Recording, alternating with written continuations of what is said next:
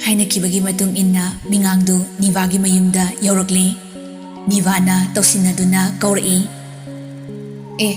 Chango lao ije. Mingangsu kumlai. Hoi bema. Kebina noklaga haidai. Aina soidana lakani haidro. Yamna thazaba yaba mini mahak. Nivana amukasu tausinaduna noklaga haidai. Karimta hanggoiruna ije. Ngasi nongmani ni sida laigi hairabasu laithou he. Mingangna leiroida ada aigi baraka dusu adum yamna ikongkomna nungaida. Nivana o pare ado panthoigi yumdubu khangba natro.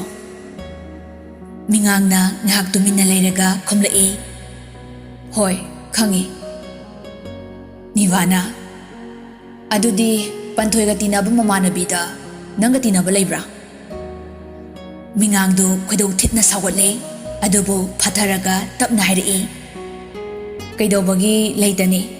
yam lei akoi isin nauga chap manana loinabani.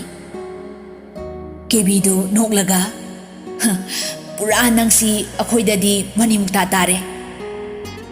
Mingangdu nofet tawi Makoy anigi lamchat naidaba mawongdu mingangna wangangdana yengai. Nivana adudi panthoidu ichena hairiba misingdugi maraktagi ama neklaga tanja saba amada amukta puthokpirakpa ngamgadra. Mingangna tapna hairi. Kaidawnabano? Nivana mapunsidu hingthathatke tawni. Mingangna ai chenaroidra. Nivana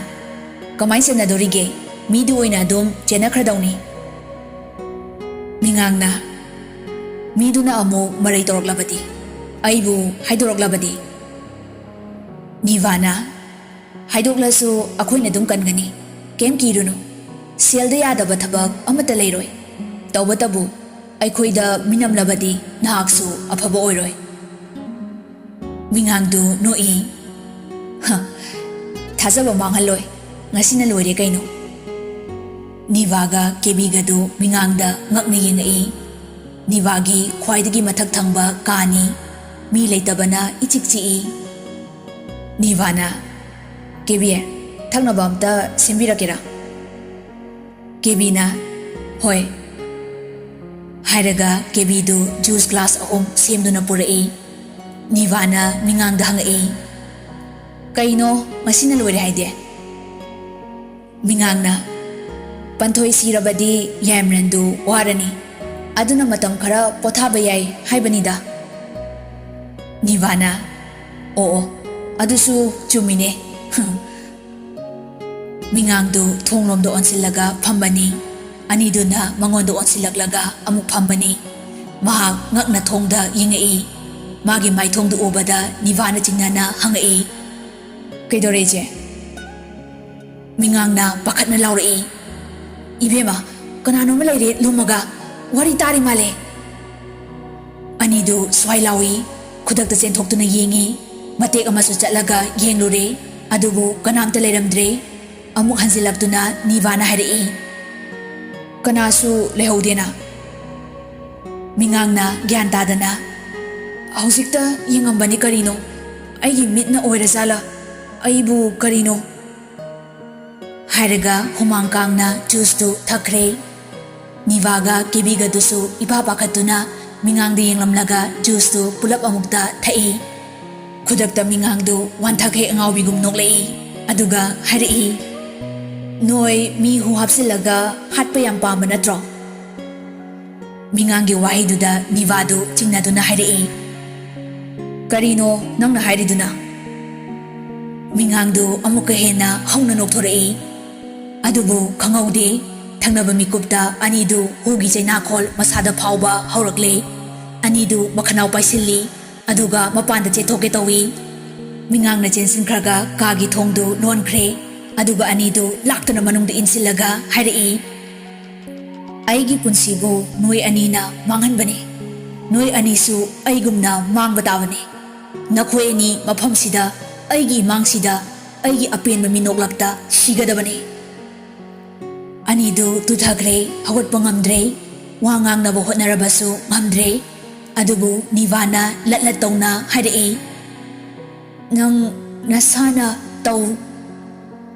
ꯑꯗꯨꯕꯨ ꯎꯄꯥꯏ ꯂꯩꯇ꯭ꯔꯦ ꯉꯥꯡꯕ ꯉꯝꯗ꯭ꯔꯦ ꯀꯦꯕꯤꯗꯤ ꯊꯔꯣ ꯊꯔꯣ ꯑꯣꯟꯕ ꯍꯧꯔꯛꯂꯦ ꯇꯤꯟꯕꯣꯡ ꯑꯣꯔꯛꯂꯦ ꯃꯤꯉꯥꯡꯅ ꯑꯉꯥꯎꯕꯤꯒꯨꯝ ꯅꯣꯛꯂꯒ ꯍꯥꯏꯔꯛꯏ ꯀꯝꯗꯧꯋꯦ ꯑꯩꯒꯤ ꯏꯆꯥ ꯌꯦꯋꯥꯅ ꯑꯩꯕꯨ ꯏꯟꯊꯣꯛꯂꯦ ꯍꯥꯏꯔꯒ ꯅꯈꯣꯏ ꯑꯅꯤꯅ ꯍꯔꯥꯎꯗꯨꯅ ꯅꯣꯛꯈꯤꯕꯗꯨ ꯅꯤꯡꯁꯤꯡꯕ꯭ꯔꯥ ꯍꯧꯖꯤꯛꯇꯤ ꯀꯝꯗꯧꯏꯅꯣ ꯏꯅꯦ ꯍꯥ ꯑꯩꯅ ꯅꯥꯏꯇꯣꯝ ꯇꯥꯔꯒ ꯅꯈꯣꯏꯅ ꯐꯔꯦ ꯈꯟꯈꯤꯕ ꯅꯈꯣꯏꯒꯤ ꯃꯤꯅꯥꯏ ꯑꯣꯏꯅꯤ ꯁꯤꯖꯤꯟꯅꯕ ꯌꯥꯅꯤ ꯈꯟꯈꯤꯕ ꯑꯩꯒꯤ ꯄꯨꯟꯁꯤꯅ ꯆꯟꯅꯐꯝ ꯈꯪꯗꯅ ꯃꯥꯡꯂꯒ ꯅꯈꯣꯏ ꯑꯅꯤꯅ ꯄꯦꯟꯈꯤꯕ ꯍꯧꯖꯤꯛꯇꯤ ꯅꯈꯣꯏ ꯑꯅꯤꯁꯨ ꯅꯨꯡꯉꯥꯏꯕ꯭ꯔꯥ ꯍꯥ ꯇꯁꯦꯡꯅ ꯍꯥꯏꯔꯕꯗꯤ ꯃꯤꯉꯥꯡ ꯅꯣꯔꯃꯦꯜ ꯑꯣꯏꯗ꯭ꯔꯕꯅꯤ ꯌꯥꯏꯃꯔꯟꯒꯤ ꯌꯨꯝꯗ ꯊꯣꯛꯈꯤꯕ ꯊꯧꯗꯣꯛ ꯑꯗꯨꯅ ꯃꯔꯝ ꯑꯣꯏꯔꯒ ꯃꯄꯨꯔꯣꯏꯕꯒ ꯃꯆꯥꯁꯤꯡꯒꯅ ꯃꯥꯕꯨ ꯌꯥꯝ ꯇꯝꯊꯤꯅ ꯃꯤꯔꯥꯏꯈꯤꯕ ꯅꯨꯃꯤꯠ ꯑꯗꯨꯗꯒꯤ ꯃꯍꯥꯛꯀꯤ ꯄꯨꯛꯅꯤꯡ ꯁꯥꯟꯇꯤ ꯂꯩꯇ꯭ꯔꯕꯅꯤ ꯃꯇꯦꯛ ꯃꯇꯦꯛ ꯋꯥꯈꯜ ꯆꯣꯏꯔꯕꯅꯤ ꯅꯤꯚꯥꯅ ꯑꯔꯣꯏꯕ ꯄꯥꯡꯒꯜ ꯄꯨꯊꯣꯛꯇꯨꯅ ꯑꯃꯨꯛꯇꯪꯒ ꯆꯦꯟꯅꯕ ꯍꯣꯠꯅꯕꯗ ꯃꯤꯉꯥꯡꯅ ꯂꯥꯛꯇꯨꯅ ꯆꯤꯡꯁꯤꯜꯂꯒ ꯍꯥꯏꯔꯛꯏ ꯂꯤꯟ ꯄꯨꯕꯤꯕꯨ ꯁꯥꯟꯅꯔꯤꯕ ꯂꯤꯟꯗꯨꯅ ꯆꯤꯛꯂꯕ ꯂꯤꯟ ꯄꯨꯕꯤꯗꯨ ꯃꯁꯥꯅ ꯁꯤꯔꯝꯗꯥꯏ ꯌꯧꯔꯦ ꯈꯪꯂꯛꯄ ꯃꯤꯀꯨꯞꯇꯨꯗ ꯂꯤꯟꯗꯨ ꯃꯈꯣꯔꯤ ꯃꯦꯠꯈꯥꯏꯗꯨꯅ ꯁꯤꯃꯤꯟꯅꯕꯒꯨꯝ ꯉꯁꯤ ꯏꯁꯥꯅ ꯑꯩꯒꯤ ꯄꯨꯟꯁꯤꯕꯨ ꯃꯔꯨ ꯐꯪꯅ ꯃꯥꯡꯍꯜꯂꯝꯗꯥꯏ ꯑꯁꯤꯗ ꯅꯕꯥꯅꯤꯕꯨꯁꯨ ꯂꯦꯝꯅꯗꯤ ꯊꯥꯔꯝꯂꯔꯣꯏ ꯃꯆꯥꯕꯨ ꯇꯥꯛꯄꯤ ꯇꯝꯕꯤꯒꯅꯤ ꯈꯣꯡꯒꯨꯜ ꯇꯥꯍꯟꯒꯅꯤ ꯈꯪꯗꯕ ꯃꯆꯥꯒꯤ ꯄꯨꯟꯁꯤ ꯁꯥꯅ ꯌꯦꯡꯕ ꯉꯝꯗꯕ ꯑꯩꯒꯨꯝꯕ ꯅꯣꯏꯒꯤ ꯅꯄꯥ ꯅꯃꯥꯗꯨꯁꯨ ꯃꯆꯥ ꯃꯥꯡꯖꯁꯅꯨ ꯑꯩꯅ ꯏꯆꯥ ꯀꯥꯏꯅꯕꯒꯨꯝ ꯃꯈꯣꯏꯁꯨ ꯃꯆꯥ ꯀꯥꯏꯅꯁꯅꯨ ꯃꯤꯉꯥꯡꯗꯨ ꯑꯃꯨꯛ ꯀꯞꯂꯛꯏ ꯑꯗꯨꯕꯨ ꯑꯩꯒꯤ ꯏꯆꯥꯁꯤꯡꯗꯤ ꯃꯃꯥ ꯑꯩꯅ ꯈꯣꯡꯒꯨꯜ ꯇꯥꯗ꯭ꯔꯕꯁꯨ ꯃꯄꯥꯅ ꯋꯥꯔꯛ ꯋꯥꯇꯦꯝꯕꯅ ꯃꯤꯔꯛ ꯇꯤꯟꯕ ꯐꯥꯎꯗꯤ ꯉꯝꯂꯒꯅꯤ ꯁꯃꯥꯖꯇ ꯃꯤ ꯑꯣꯏꯅ ꯄꯥꯟꯖꯕꯗꯤ ꯉꯝꯂꯒꯅꯤ ꯃꯗꯨꯒꯤꯗꯃꯛ ꯑꯩꯅ ꯑꯩꯒꯤ ꯏꯄꯨꯔꯣꯏꯕꯗ ꯁꯤꯡꯕ ꯉꯝꯂꯔꯣꯏꯗꯕ ꯂꯃꯟ ꯑꯃ ꯇꯣꯟꯁꯤꯜꯂꯝꯂꯒ ꯑꯩꯒꯤ ꯄꯨꯟꯁꯤ ꯃꯥꯡꯍꯟꯈ꯭ꯔꯒꯅꯤ ꯑꯅꯤꯗꯨ ꯃꯐꯝꯗꯨꯃꯛꯇꯗ ꯁꯤꯔꯦ ꯑꯀꯟꯕ ꯍꯨꯅꯤ ꯃꯈꯣꯏ ꯑꯅꯤꯅ ꯌꯥꯏꯁꯀꯨꯜ ꯂꯥꯛꯄ ꯍꯥꯠꯂꯣ ꯍꯥꯏꯗꯨꯅ ꯄꯤꯈꯤꯕ ꯍꯨ ꯑꯗꯨꯅꯤ ꯍꯧꯖꯤꯛ ꯃꯤꯉꯥꯡꯗꯨ ꯅꯣꯛꯐꯦꯠ ꯇꯧꯔꯛꯏ ꯄꯨꯝꯅꯃꯛꯀꯤ ꯄꯣꯠꯂꯨꯝ ꯑꯣꯏꯒꯗꯕ ꯄꯣꯠꯇꯨꯃꯗꯤ ꯑꯩꯅ ꯊꯝꯊꯔꯝꯂꯕꯅꯤ ꯇꯥꯏꯕꯨꯡꯉꯣ ꯃꯁꯤꯃꯛꯅ ꯑꯩꯒꯤ ꯏꯅꯥꯎ ꯏꯕꯨꯡꯉꯣ ꯌꯥꯏꯃꯔꯟꯅ ꯑꯩꯒꯤ ꯏꯃꯨꯡꯒꯤ ꯑꯩꯒꯤ ꯏꯄꯨꯔꯣꯏꯕꯒꯤ ꯑꯃꯗꯤ ꯑꯩꯒꯤ ꯏꯆꯥꯁꯤꯡꯒꯤ ꯍꯣꯠꯅꯕꯤꯈꯤꯕ ꯑꯗꯨ ꯈꯖꯤꯛꯇ ꯑꯣꯏꯔꯕꯁꯨ ꯂꯃꯟ ꯁꯤꯡꯕ ꯁꯛꯂꯁꯅꯨ ꯑꯗꯨꯗꯒꯤ ꯑꯃꯨꯛ ꯃꯄꯤ ꯏꯔꯥ ꯆꯦꯜꯂꯛꯏ ꯏꯆꯥꯁꯥ ꯂꯩꯍꯧꯔꯣ ꯏꯃꯥꯗꯤ ꯅꯈꯣꯏꯒ ꯄꯨꯟꯅ ꯄꯨꯟꯁꯤ ꯂꯝꯕꯤ ꯆꯠꯃꯤꯟꯅꯕ ꯌꯥꯗ꯭ꯔꯦ ꯏꯃꯥꯅ ꯇꯧꯖꯔꯨꯕ ꯊꯕꯛ ꯑꯗꯨꯒꯤ ꯄ꯭ꯔꯥꯏꯆꯤꯠ ꯇꯧꯕ ꯏꯃꯥ ꯆꯠꯂꯦ ꯑꯗꯨꯕꯨ ꯅꯈꯣꯏꯕꯨ ꯃꯤꯍꯥꯠꯄꯤꯒꯤ ꯃꯆꯥꯅꯤ ꯍꯥꯏꯕ ꯀꯥꯂꯤ ꯑꯃ ꯊꯝꯂꯝꯕꯁꯤꯒꯤꯗꯃꯛꯇꯗꯤ ꯅꯈꯣꯏ ꯏꯃꯥꯕꯨ ꯋꯥꯔꯧꯒꯅꯨ ꯀꯂꯛ ꯀꯟꯖꯥꯎꯕ ꯊꯃꯣꯏꯁꯤꯅ ꯁꯦꯜ ꯄꯥꯝꯂꯨꯕꯗꯒꯤ ꯏꯃꯥꯒꯤ ꯁꯣꯏꯈ꯭ꯔꯕ ꯈꯣꯡꯊꯥꯡꯁꯤꯅ ꯑꯩꯕꯨ ꯃꯤꯍꯥꯠꯄꯤ ꯍꯥꯏꯕ ꯃꯤꯡꯊꯣꯜꯁꯤꯗꯒꯤ ꯅꯥꯊꯩꯗꯨꯅ ꯆꯠꯄ ꯉꯝꯗ꯭ꯔꯦ ꯍꯦ ꯇꯥꯏꯕꯪ ꯃꯤꯑꯣꯏꯕ ꯀꯩꯗꯧꯅꯨꯡꯗ ꯑꯄꯥꯝꯕ ꯀꯜꯂꯛꯄ ꯃꯤꯍꯧꯕ ꯍꯥꯏꯕꯁꯤꯅ ꯃꯥꯡꯑꯣꯏꯅꯒꯅꯨ ꯑꯩꯒꯤ ꯗꯁꯥꯁꯤ ꯐꯪꯒꯅꯤ ꯀꯞꯄ ꯃꯈꯩ ꯀꯞꯂꯒ ꯃꯤꯉꯥꯡꯗꯨ ꯃꯃꯥꯏ ꯇꯥꯊꯣꯛꯂꯒ ꯇꯨꯃꯤꯟꯅ ꯊꯣꯛꯈ꯭ꯔꯦ ꯁꯨꯃꯥꯡꯗ ꯇꯦꯇꯨꯔꯥꯝ ꯁꯅꯥ ꯊꯦꯡꯅꯩ ꯑꯗꯨꯕꯨ ꯃꯤꯉꯥꯡꯗꯨ ꯋꯥ ꯑꯃꯇ ꯉꯥꯡꯂꯝꯗꯅ ꯆꯠꯈ꯭ꯔꯦ ꯑꯗꯨꯒ ꯈ꯭ꯋꯥꯏꯗꯒꯤ ꯃꯅꯥꯛ ꯅꯛꯄ ꯄꯨꯂꯤꯁ ꯁ꯭ꯇꯦꯁꯟꯗ ꯊꯨꯡꯈ꯭ꯔꯦ ꯁꯨꯃꯥꯡꯗ ꯃꯤꯉꯥꯡꯒ ꯊꯦꯡꯅꯔꯝꯕ ꯇꯦꯇꯨꯔꯥꯝ ꯁꯅꯥꯗꯨ ꯏꯃꯨꯡꯗ ꯆꯪꯉꯛꯇꯨꯅ ꯃꯆꯥꯕꯨ ꯊꯤꯔꯛꯄꯗ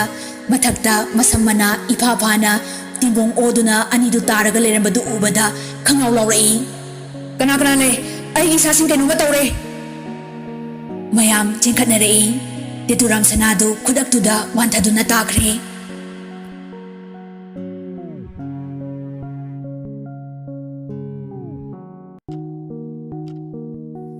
ꯁꯣꯝꯗꯅ ꯌꯥꯏꯃꯔꯟꯗꯨ ꯇꯁꯦꯡꯅꯃꯛ ꯍꯦꯛ ꯃꯁꯥꯎꯈ꯭ꯔꯦ ꯂꯩꯁꯅꯥ ꯎꯕꯗ ꯊꯩ ꯊꯩꯗꯨꯅ ꯄꯪꯆꯠꯇ ꯆꯠꯂꯤ ꯀꯧꯏ ꯈꯨꯝꯗꯦ ꯉꯥꯡꯏ ꯇꯥꯗꯦ ꯂꯩꯁꯅꯥꯗꯨ ꯊꯦꯝꯐꯝ ꯑꯃ ꯈꯪꯗ꯭ꯔꯦ ꯅꯍꯥꯟꯈꯩ ꯑꯗꯨ ꯊꯛꯀꯦ ꯑꯗꯥ ꯆꯥꯒꯦ ꯍꯥꯏꯕ ꯃꯌꯥꯝꯗꯨꯁꯨ ꯑꯃꯠꯇ ꯍꯥꯏꯔꯛꯇꯦ ꯅꯨꯃꯤꯗꯥꯡꯗꯨ ꯊꯦꯕꯣ ꯆꯥꯛꯆꯥꯃꯥꯡꯗ ꯆꯥꯛꯁꯪ ꯃꯅꯥꯛꯇ ꯂꯩꯕ ꯇꯤꯚꯤꯗꯨ ꯊꯥꯒꯠꯇꯨꯅ ꯌꯦꯡꯂꯨꯕꯅꯤ ꯑꯇꯩ ꯃꯌꯥꯝꯁꯨ ꯃꯥ ꯊꯣꯛꯄ ꯇꯧꯅꯔꯤ ꯊꯦꯕꯣꯅ ꯈꯪꯂꯥꯎ ꯂꯧꯔꯛꯏ ꯑꯥꯏ ꯀꯩꯅꯣ ꯁꯤꯗꯤ ꯃꯌꯥꯝ ꯀꯦꯕꯤꯒ ꯅꯤꯚꯥꯒꯗꯨ ꯐꯨꯂꯟ ꯗꯦꯕꯤꯅ ꯕꯩꯇ꯭ꯔꯥꯅꯤ ꯇꯣꯔꯕꯥꯟꯗ ꯊꯥꯈ꯭ꯔꯦꯌꯦ ꯏꯃꯥꯏ ꯑꯩꯈꯣꯏꯅꯒ ꯒꯨꯟꯗꯥ ꯇꯧꯔꯤꯅꯤ ꯀꯥꯏꯅ ꯇꯧꯔꯤꯁꯤꯗꯤ ꯑꯔꯦꯝꯕ ꯇꯥꯔꯦꯅꯦ ꯁꯤꯗꯤ ꯀꯅꯥꯒꯤ ꯑꯗꯥꯏꯗ ꯂꯩꯔꯝꯕ ꯅꯨꯄꯥꯁꯤꯡꯗꯨ ꯒ꯭ꯔꯨꯝ ꯍꯣꯝꯆꯠꯂꯛꯏ ꯆꯥꯛꯊꯣꯡꯕꯤꯁꯤꯡꯗꯨꯁꯨ ꯆꯦꯟꯁꯤꯜꯂꯛꯏ ꯂꯩꯁꯅꯥꯁꯨ ꯆꯥꯛꯈꯨꯝꯗ ꯂꯩꯔꯝꯕꯗꯩ ꯆꯦꯟꯁꯤꯜꯂꯛꯏ ꯄꯥꯎꯗ ꯐꯖꯅ ꯌꯥꯎꯔꯦ ꯇꯦꯇꯨꯔꯥꯝꯁꯅꯥꯒꯤ ꯃꯆꯥꯅꯨꯄꯤ ꯅꯤꯚꯥ ꯑꯃꯗꯤ ꯃꯥꯒꯤ ꯃꯃꯥꯟꯅꯕꯤ ꯑꯃ ꯍꯥꯠꯂꯝꯂꯦ ꯍꯥꯠꯂꯤꯕ ꯃꯤꯁꯛꯇꯨ ꯃꯁꯥꯅ ꯁꯔꯦꯟꯗꯔ ꯇꯧꯖꯈ꯭ꯔꯦ ꯃꯃꯤꯡ ꯃꯤꯉꯥꯡ ꯀꯧꯏ ꯍꯥꯏꯔꯤ ꯃꯌꯥꯝꯗꯨ ꯃꯌꯥ ꯀꯥꯔꯗꯨꯅ ꯌꯦꯡꯅꯩ ꯃꯨꯔꯨꯝ ꯃꯨꯔꯨꯝ ꯁꯣꯟꯅꯗꯨꯅ ꯀꯃꯥꯏꯅ ꯇꯧꯔꯤꯖꯥꯠꯅꯣ ꯂꯣꯏꯅ ꯍꯥꯏꯅꯔꯦ ꯊꯦꯕꯣꯅ ꯑꯃꯨꯛꯀ ꯍꯟꯅ ꯀꯟꯅ ꯂꯥꯎꯔꯛꯏ ꯀꯔꯤꯅꯣ ꯉꯔꯥꯡ ꯅꯍꯥꯟꯇ ꯁ꯭ꯋꯥꯏꯗ ꯐꯣꯏꯅꯔꯝꯕꯅꯤ ꯑꯩꯕꯨ ꯃꯪꯂ ꯇꯥꯏꯕꯪꯂ ꯁꯤꯕꯣ ꯍꯣ ꯗꯥꯏꯔꯟ ꯇꯥꯕ꯭ꯔꯣ ꯅꯪꯕꯣ ꯊꯦꯕꯣꯅ ꯀꯟꯅ ꯂꯥꯎꯕꯗꯨ 이보ꯍꯜ ꯌꯥꯏꯃꯔꯟ ꯑꯃꯗꯤ ꯌꯥꯏꯁ꯭ꯀꯨꯜ ꯂꯥꯛꯄꯗꯨ ꯇꯥꯔꯦ 이보ꯍꯜꯗꯨ ꯌꯥꯏꯁ꯭ꯀꯨꯜ ꯂꯥꯛꯄꯒ ꯂꯩꯕꯅꯤ ꯈꯨꯗꯛꯇ ꯌꯥꯏꯁ꯭ꯀꯨꯜ ꯂꯥꯛꯄꯒꯤ ꯀꯥꯒꯤ ꯇꯤꯚꯤꯗꯨ ꯑꯣꯟ ꯇꯧꯏ 이보ꯍꯜ ꯑꯃꯗꯤ ꯌꯥꯏꯁ꯭ꯀꯨꯜ ꯂꯥꯛꯄ ꯃꯃꯤꯠ ꯃꯅꯥ ꯆꯞ ꯍꯦꯛ ꯌꯨꯡꯏ ꯌꯥꯏꯃꯔꯟꯁꯨ ꯃꯄꯥꯟꯗ ꯐꯝꯂꯝꯕꯗꯒꯤ ꯂꯥꯎꯕ ꯃꯈꯣꯟꯗꯨ ꯇꯥꯕꯗ ꯀꯔꯤꯅꯣ ꯍꯥꯏꯗꯨꯅ ꯆꯪꯉꯛꯏ ꯃꯌꯥꯝꯗꯨ ꯃꯈꯥꯗ ꯆꯥꯛꯈꯨꯝ ꯃꯌꯥꯗ ꯈꯨꯟꯗꯤꯟꯅꯗꯨꯅ ꯂꯩꯕꯗꯨ ꯎꯔꯛꯏ ꯊꯦꯕꯣꯅ ꯃꯥ ꯎꯕꯗ ꯄꯥꯈꯠꯅ ꯑꯃꯨꯛꯀ ꯍꯥꯏꯔꯛꯏ ꯗꯥꯏꯔꯟ ꯑꯔꯤꯕꯤ ꯑꯅꯤꯗꯨ ꯂꯤꯟꯗꯨ ꯂꯩꯕꯅ ꯆꯤꯛꯈ꯭ꯔ ꯃꯥꯜꯂꯦ ꯃꯌꯥꯝꯗꯨ ꯍꯔꯥꯎꯕ ꯈꯣꯠꯄ ꯑꯃꯠꯇ ꯇꯧꯅꯗꯦ ꯄꯥꯎꯗꯨ ꯃꯈꯣꯏꯗ ꯌꯥꯝ ꯏꯉꯛ ꯉꯛꯈ꯭ꯔꯦ ꯂꯩꯁꯅꯥꯅ ꯄ꯭ꯔꯞ ꯆꯪꯁꯤꯜꯂꯛꯄꯗꯨ ꯎꯕꯗ ꯌꯥꯏꯃꯔꯟꯗꯨ ꯈꯨꯗꯛꯇ ꯃꯃꯥꯏ ꯂꯩꯔꯒ ꯃꯊꯛꯇ ꯀꯥꯈꯠꯈ꯭ꯔꯦ ꯂꯩꯁꯅꯥꯗꯨ ꯍꯟꯗꯛꯇꯤ ꯃꯥ ꯑꯣꯏꯅ ꯁꯥꯎꯅꯤꯡꯉꯛꯑꯦ ꯍꯦꯛꯇ ꯏꯅꯩ ꯀꯥ ꯍꯦꯛ ꯌꯧꯔꯛꯄꯗ ꯌꯥꯏꯃꯔꯟꯒꯤ ꯃꯈꯨꯠꯇꯨ ꯇꯥꯞ ꯐꯥꯔꯛꯏ ꯀꯔꯤꯅꯣ ꯁꯨꯝ ꯁꯥꯎ ꯂꯩꯔꯤꯗꯨꯕꯣ ꯑꯗꯨꯃꯥꯏꯅ ꯀꯅꯥꯅ ꯁꯥꯎꯅꯒꯦ ꯌꯥꯏꯃꯔꯟ ꯈꯨꯝꯗꯦ ꯃꯃꯤꯠꯇꯨ ꯑꯇꯣꯞꯄ ꯖꯒꯥ ꯑꯃꯗ ꯌꯦꯡꯉꯤ ꯂꯩꯁꯅꯥꯅ ꯑꯩꯅ ꯂꯥꯜꯂꯦ ꯍꯥꯏꯔꯦꯗꯅ ꯃꯊꯪꯗꯩ ꯑꯃꯨꯛ ꯍꯟꯅ ꯇꯧꯔꯔꯣꯏ ꯍꯥꯏꯔꯦꯗꯅ ꯐꯔꯦ ꯁꯥꯎꯕ ꯐꯅꯕ ꯀꯩ ꯇꯧ ꯍꯥꯏꯕꯅꯣ ꯍꯥꯏꯔꯛꯑꯣ ꯌꯥꯏꯃꯔꯟ ꯈꯨꯝꯗꯕꯤꯗ ꯑꯃꯨꯛ ꯆꯠꯀꯦ ꯇꯧꯏ ꯍꯟꯗꯛꯇꯤ ꯂꯩꯁꯅꯥꯅ ꯄ꯭ꯔꯞ ꯊꯠꯂꯒ ꯌꯥꯏꯃꯔꯟꯕꯨ ꯆꯦꯖꯦꯠ ꯀꯣꯟꯁꯤꯟꯈ꯭ꯔꯦ ꯑꯗꯨꯒ ꯇꯞꯅ ꯍꯥꯏꯔꯛꯏ ꯑꯩ ꯂꯥꯜꯂꯦꯕ ꯁꯥꯎꯔꯅꯣꯕ ꯏꯆꯥꯅ ꯃꯥꯒꯤ ꯕꯕꯥ ꯁꯥꯎꯍꯜꯂꯦꯅ ꯑꯩꯉꯣꯟꯗ ꯌꯥꯝ ꯁꯥꯎꯔꯦꯕ ꯁꯥꯎꯔꯅꯣꯕ ꯁꯤ ꯍꯥꯏꯔꯒ ꯌꯥꯏꯃꯔꯟꯒꯤ ꯃꯈꯨꯠ ꯄꯥꯏꯔꯒ ꯃꯕꯨꯛꯇ ꯇꯞꯅ ꯊꯝꯃꯤ ꯌꯥꯏꯃꯔꯟꯗꯨ ꯐꯅꯃꯛ ꯁꯥꯎꯔꯝꯂꯁꯨ ꯑꯗꯨ ꯌꯧꯔꯛꯂꯕꯗꯨꯗꯗꯤ ꯇꯞꯊꯔꯛꯏ ꯑꯗꯨꯒ ꯋꯥ ꯉꯥꯡꯉꯛꯏ ꯑꯩ ꯉꯁꯥꯏ ꯀꯌꯥꯝ ꯄꯥꯈꯠꯂꯤ ꯅꯪ ꯈꯪꯕ꯭ꯔꯥ ꯑꯩ ꯊꯕꯛ ꯂꯣꯏꯅꯃꯛ ꯀꯦꯟꯁꯦꯜ ꯇꯧꯔꯝꯂꯕꯅꯤ ꯑꯌꯥꯝꯕ ꯅꯪ ꯑꯗꯨꯃꯥꯏꯅ ꯇꯧꯒꯅꯣ ꯍꯥꯏꯕ ꯑꯩ ꯂꯩꯐꯝ ꯈꯪꯗꯦ ꯋꯥꯅꯦ ꯑꯩꯉꯣꯟꯗ ꯇꯥꯛꯇꯅ ꯊꯕꯛ ꯇꯧꯒꯅꯣ ꯍꯥꯏꯕ ꯂꯩꯁꯅꯥꯗꯨ ꯌꯥꯏꯃꯔꯟꯒꯤ ꯃꯊꯥꯗ ꯁꯣꯔ ꯃꯄꯤ ꯑꯃ ꯍꯣꯟꯗꯣꯛꯂꯒ ꯋꯥꯈꯜ ꯄꯣꯊꯥꯔꯛꯏ ꯑꯗꯨꯒ ꯍꯥꯏꯔꯛꯏ ꯇꯧꯔꯔꯣꯏꯕ ꯌꯥꯏꯃꯔꯟꯅ ꯃꯥꯕꯨ ꯐꯅ ꯀꯨꯏꯅ ꯆꯦꯠꯅ ꯀꯣꯜꯂꯒ ꯃꯥꯒꯤ ꯊꯃꯣꯏꯕꯨ ꯏꯪꯊꯍꯜꯂꯛꯏ ꯑꯗꯨꯒ ꯀꯣꯟꯅ ꯊꯪꯗ ꯌꯦꯡꯗꯨꯅ ꯍꯥꯏꯔꯛꯏ ꯀꯩꯅꯣ ꯃꯈꯥꯗ ꯉꯥꯡꯅꯍꯧꯔꯤꯁꯦ ꯅꯤꯚꯥ ꯀꯩꯗꯧꯋꯦ ꯍꯥꯏꯅꯣ ꯂꯩꯁꯅꯥ ꯇꯍꯥ ꯍꯥꯏꯔꯛꯏ ꯑꯧ ꯅꯤꯚꯥꯗꯣ ꯃꯤꯉꯥꯡꯅ ꯍꯥꯠꯂꯦ ꯍꯥꯏꯌꯦ ꯃꯃꯥꯟꯅꯕꯤ ꯑꯃꯁꯨ ꯁꯤꯔꯦ ꯍꯥꯏꯌꯦ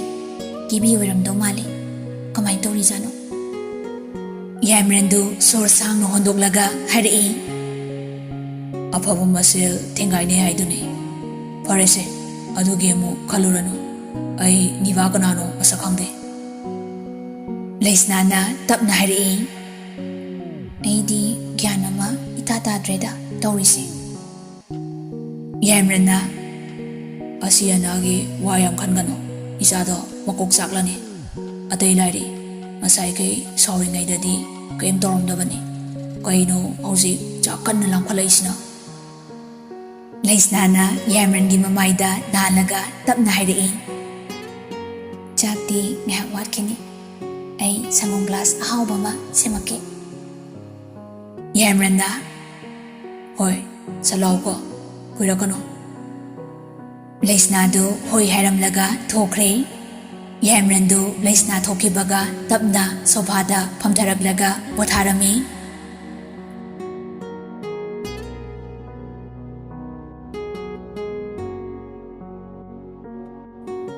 ꯃꯇꯝꯅꯗꯤ ꯍꯧꯈꯤꯕꯅ ꯂꯩꯁꯅꯥ ꯊꯥ 9 ꯍꯦꯟꯖꯤꯜꯂꯛꯂꯦ 9 ꯍꯥꯏꯔꯛꯀꯗꯧꯔꯦ ꯌꯥꯏꯃꯔꯟ ꯑꯔꯨꯕ ꯊꯕꯛ ꯐꯅ ꯆꯤꯜꯂꯕꯁꯨ 이보ꯍꯜꯗ ꯂꯣꯏꯅ ꯁꯤꯟꯅꯈ꯭ꯔꯦ Maramdi Laisna ka henna ningai torami ngihak leitana adu chage ada chage toina hairami masa nungaite toina hairami Yamran mahakpu mikup ama phauba thadoktuna thamba ngamlamde maram chadana khanabasu hekta haurai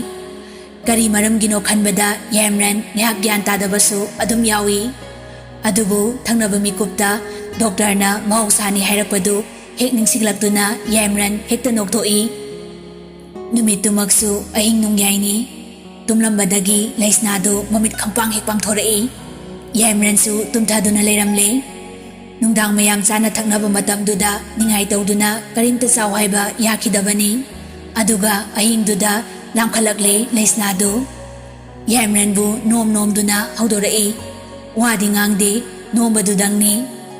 Yamran mamit khampang pangthorai pakhatna hairai kidore abem Laisnadu noksu nokte sausu saude jamna adum hairai chaklami Yamranna pung kya tarage hosibo Laisnana ama makai Yamranna masai khara jawai di yade do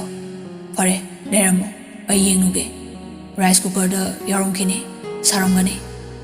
aina ngasai nangi khau hai ke bane insangsu loi leromkini Laisnadu ngahak tumina lei Yamranna thokige tawbada hairai ai chak chaningde Yamran ngakna kari chaningino Laisnana ai athumba chaninge Yamran du mamit laukhorai magi masaktu ubada Laisnana amuka hairai kaino Yamranna kayamnate nangi hainabi kherdu chage haidora ahingsida Laisna khumde tumina lei Yamran sorma pi mo hondoklaga momon noklaga hairai fare leramo Yamranna thongsin yobada Laisnana amuka laurai yam likna tawrakano ai yam chani haisini Yamran du noklaga thokre me masu Laisnagi mongsi khanglabani ngasai chaksa khide khangbana soidana ahingda lan tawrakani khangbana chakhumgi nakanda leiba sofaduda tumnaga leirami Yamran du me ma ubada noi kaurai inomsa ngasisu aduda me masu mit khampang pangthokduna phukawatlaga hairai ihe kari sage hayore aina asaina khanglabani ahingda hairakani haise Yamranna noglei aisu inomsa leramni khanglabani khara wakhibadari inomsaga aiga miyamana ibongo mani hena waribani ibani na warisidi khajitani ado karibu sage haino Yamran noklaga magi haino biduni miyama noklaga o khirdura indomsa sembiragese nehak ngairo anidu nokminei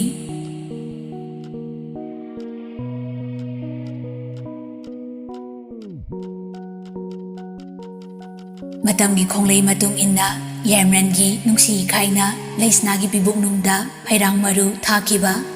tausing hairu pankiba korong masing surakle numit masing pharakle khoyum lakta athoiba katli makai pendaba ningzababu chanbiba laining thaudi athoibado jingu marjing kaubana jai kumlang kaidana ningjarakpa manai Yamranbu thaujal bibiduna manai mabu chanbire mapari ama pinabire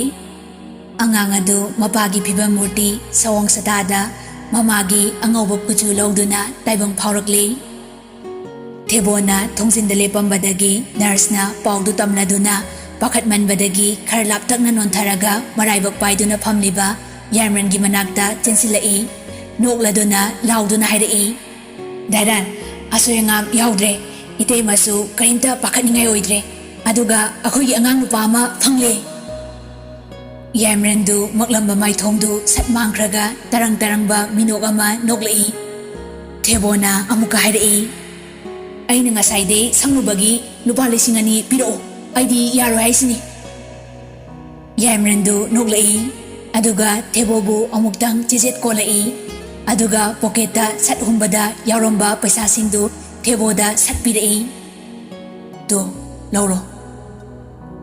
ꯊꯦꯕꯣꯅ ꯇꯥꯞ ꯄꯥꯏꯔꯒ ꯊꯤꯔꯒ ꯌꯦꯡꯕꯗ 2,000 ꯆꯞꯄꯤ 6 ꯑꯣꯏꯔꯝꯃꯤ ꯊꯦꯕꯣꯅ ꯁꯤꯗꯤ ꯅꯩꯗ꯭ꯔꯤꯕꯔꯥ ꯑꯩ ꯕꯣꯏꯆꯥꯗꯨ ꯃꯌꯥꯝꯗ ꯄꯥꯎ ꯄꯤꯕꯒꯤ ꯀꯣꯏꯆꯦꯟ ꯆꯦꯜꯂꯨꯔꯒ ꯍꯧꯖꯤꯛꯇ ꯑꯗꯨꯗ ꯌꯧꯔꯛꯄꯅꯤ ꯃꯥ ꯎꯕꯗ ꯊꯦꯕꯣꯅ ꯂꯛꯅꯔꯛꯏ ꯎꯔꯦꯗꯅ ꯁꯤ ꯎꯕ꯭ꯔꯥ ꯕꯣꯏꯆꯥꯗꯨ ꯊꯦꯕꯣꯒꯤ ꯃꯇꯧꯗꯨꯗ ꯁꯥꯎꯔꯛꯏ ꯑꯩꯅ ꯙꯥꯏꯔꯟꯗ ꯄꯥꯎ ꯄꯤꯒꯦ ꯍꯥꯏꯕꯅꯤ ꯃꯥꯅ ꯑꯇꯩꯁꯤꯡꯗ ꯄꯤꯔꯨꯆꯣꯅ ꯑꯩꯉꯣꯟꯗ ꯊꯥꯗꯣꯛꯂꯒ ꯌꯦꯡꯉꯕꯁꯦ ꯊꯦꯕꯣꯅ ꯗꯤꯟꯆꯥꯛ ꯌꯥꯏꯃꯔꯟꯗꯨ ꯅꯣꯛꯊꯣꯔꯛꯏ ꯑꯗꯨꯒ ꯃꯥꯒꯤ ꯃꯈꯨꯠꯇ ꯁꯤꯕ ꯈꯨꯗꯣꯞ ꯑꯃ ꯂꯧꯊꯣꯔꯛꯂꯒ ꯕꯣꯏꯆꯥꯒꯤ ꯃꯈꯨꯠ ꯇꯥꯞ ꯄꯥꯏꯔꯒ ꯈꯨꯕꯥꯛꯇ ꯍꯥꯞꯄꯛꯏ ꯁꯤꯅ ꯅꯪꯒꯤ ꯍꯥꯏꯔꯝꯂꯒ ꯌꯥꯏꯃꯔꯟꯗꯨ ꯅꯣꯛꯂꯒ ꯂꯩꯁꯅꯥꯅ ꯂꯩꯔꯤꯕ ꯑꯗꯣꯝꯗ ꯆꯠꯈ꯭ꯔꯦ ꯕꯣꯏꯆꯥꯅ ꯈꯨꯗꯣꯞꯇꯨ ꯊꯦꯕꯣꯗ ꯎꯠꯂꯒ ꯃꯊꯨꯟꯗ ꯌꯦꯔꯛꯏ ꯊꯦꯕꯣꯁꯨ ꯄꯩꯁꯥꯗꯨ ꯎꯠꯂꯒ ꯃꯃꯤꯠ ꯐꯥꯛꯁꯤꯜꯂꯛꯏ ꯋꯥꯐꯝꯗꯨꯃꯛ ꯌꯨꯝꯗ ꯏꯕꯣꯍꯜꯅ ꯌꯥꯏꯁ꯭ꯀꯨꯜ ꯂꯥꯛꯄꯗ ꯇꯝꯅꯔꯦ ꯀꯀꯥ ꯅꯨꯄꯤ ꯃꯆꯥꯗꯨ ꯃꯃꯤꯠ ꯃꯃꯥꯏ ꯄꯥꯡꯂꯦ ꯀꯀꯥꯒꯤ ꯏꯁꯨ ꯅꯨꯄꯥ ꯑꯃ ꯐꯪꯂꯦ ꯅꯃꯣ ꯏꯕꯦꯝꯃ ꯑꯁꯣꯏ ꯑꯉꯥꯝ ꯌꯥꯎꯗ꯭ꯔꯦ ꯌꯥꯏꯁ꯭ꯀꯨꯜ ꯂꯥꯛꯄꯗꯨ ꯀꯣꯏꯔꯥꯡ ꯂꯥꯡꯂꯦ ꯈꯣꯟꯖꯦꯜ ꯍꯧꯅ ꯂꯥꯎꯔꯛꯏ ꯍꯥ ꯑꯋꯣꯏꯕ꯭ꯔꯅꯦ ꯏꯕꯣꯍꯜ ꯂꯥꯎꯅꯦꯍꯦ ꯅꯪꯕꯨ ꯁꯤꯗ ꯅꯥꯛꯇ ꯆꯪꯁꯤꯜꯂꯛꯑꯣ ꯏꯕꯣꯍꯜꯗꯨ ꯆꯪꯁꯤꯜꯂꯛꯏ ꯀꯩꯗꯧꯔꯒꯦ ꯀꯀꯥ ꯌꯥꯏꯁ꯭ꯀꯨꯜ ꯂꯥꯛꯄꯅ ꯍꯥꯏ ꯑꯩꯕꯨ ꯀꯣꯜꯂꯨꯅꯦ ꯅꯪꯕꯣ ꯄꯪꯈ꯭ꯔꯦꯗ ꯅꯪꯁꯦ ꯏꯕꯣꯍꯜꯗꯨ ꯍꯔꯥꯎꯕꯒ ꯂꯣꯏꯅꯅ ꯃꯄꯤ ꯏꯔꯥꯁꯨ ꯆꯦꯜꯂꯛꯏ ꯃꯥꯒꯤ ꯀꯀꯥꯕꯨ ꯆꯦꯆꯦꯠ ꯀꯣꯜꯂꯛꯏ ꯌꯥꯏꯁ꯭ꯀꯨꯜ ꯂꯥꯛꯄꯗꯨ ꯃꯄꯤ ꯇꯥꯔꯛꯏ ꯌꯥꯏꯁ꯭ꯀꯨꯜ ꯂꯥꯛꯄꯅ ꯆꯠꯂꯣ ꯑꯩꯒꯤ ꯑꯔꯩꯕ ꯄꯩꯁꯥꯈꯩꯁꯤ ꯂꯣꯏ ꯄꯨꯔꯣ